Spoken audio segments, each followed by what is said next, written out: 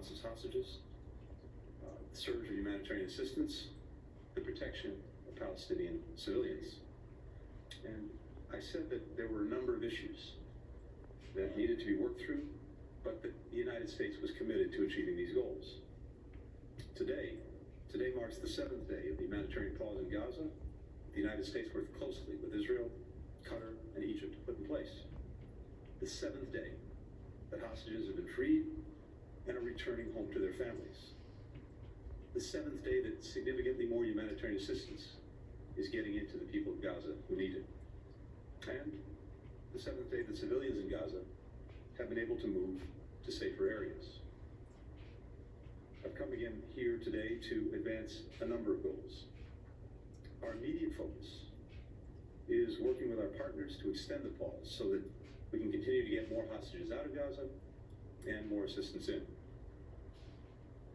We share the elation, the relief of the families from more than a dozen countries, including the United States, who've been reunited with their loved ones. And yet, there are scores of families here in Israel, the United States, and around the world whose loved ones continue to be held captive and who are desperate to get them home safely. We will not stop working until we get every hostage back home with their families and loved ones. At the same time, we continue to surge humanitarian assistance to Palestinian civilians in Gaza. Together with the UN, partners in the region, we have significantly increased the flow of food, water, medicine, fuel to power desalination plants, hospitals, and other critical infrastructure. Just over the past week, the mechanisms that we helped to negotiate and implement have more than doubled the number of trucks getting into Gaza. But this is still not enough to meet the needs of its people, which is why we continue to work urgently to get more aid in and to get it in faster.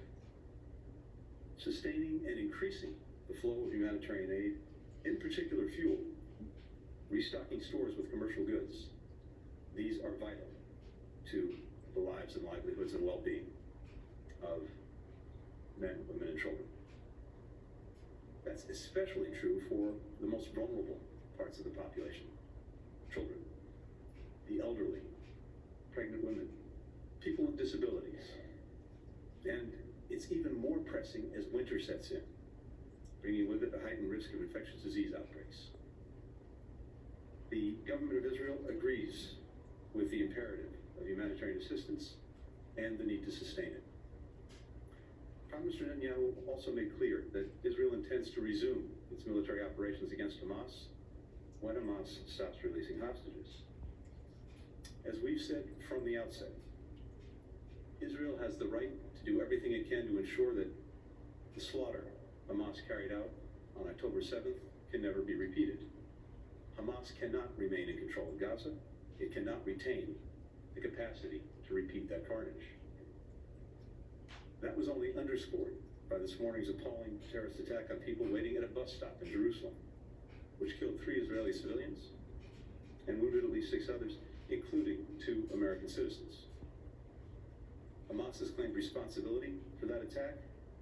It called its perpetrators heroic. We mourn those killed, just as we mourn the loss of every innocent civilian life, Israeli or Palestinian. But as I've also said since I first came here after October 7th, the way Israel defends itself matters. It's imperative that Israel act in accordance with international humanitarian law and the laws of war, even when confronting a terrorist group that respects neither. In my meetings today with the Prime Minister and senior Israeli officials, I made clear that before Israel resumes major military operations, it must put in place humanitarian civilian protection plans that minimize further casualties of innocent Palestinians.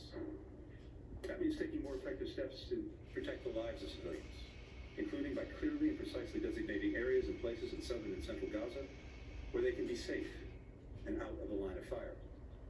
It means avoiding further significant displacement of civilians inside of Gaza. It means avoiding damage to life-critical infrastructure, like hospitals, like power stations, like water facilities. And it means giving civilians who've been displaced to southern Gaza the choice to return to the north as soon as conditions permit. There must be no enduring internal displacement. All of this can be done in a manner that still enables Israel to achieve its objectives. Of course, we know that every one of these elements is made more complicated by the fact that Hamas intentionally embeds itself with civilians within and below hospitals, schools, apartment buildings, refugee camps. But Israel has one of the most sophisticated militaries in the world.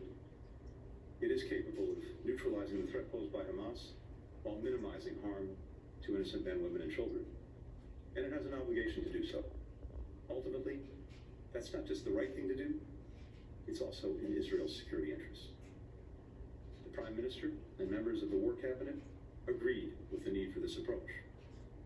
We discussed the details of Israel's ongoing planning, and I underscored the imperative to the United States that the massive loss of civilian life and displacement of the scale that we saw in northern Gaza not be repeated in the south. As I told the Prime Minister, intent matters, but so does the result. At the same time, Hamas has choices too. Hamas could immediately release all of the hostages it holds. It could stop using civilians as human shields and stop using civilian infrastructure to stage and launch terrorist attacks. Hamas could lay down its arms, surrender the leaders who were responsible for the slaughter, the torture, the rapes of October 7th. Hamas could renounce its stated goal of eliminating Israel, killing Jews, and repeating the atrocities of October 7th again and again and again. Meanwhile, everyone around the world who cares about protecting innocent civilians, innocent lives, should be calling on Hamas, indeed demanding of Hamas, that it immediately stop its murderous acts of terror and deplorable use of innocent men, women, and children as human shields. In our meetings with Israeli leaders here and in Jerusalem, and Palestinian leaders in Ramallah, we discussed our continued focus on preventing the conflict from spreading, whether to the West Bank, to Israel's northern border, or to the broader region. I raised our deep concerns about steps that could escalate tensions in the West Bank, including extremist settler violence and proposals from parts of the Israeli coalition government to further expand settlements. I made clear our expectations about addressing these issues. We also focused on what we can, what we must do now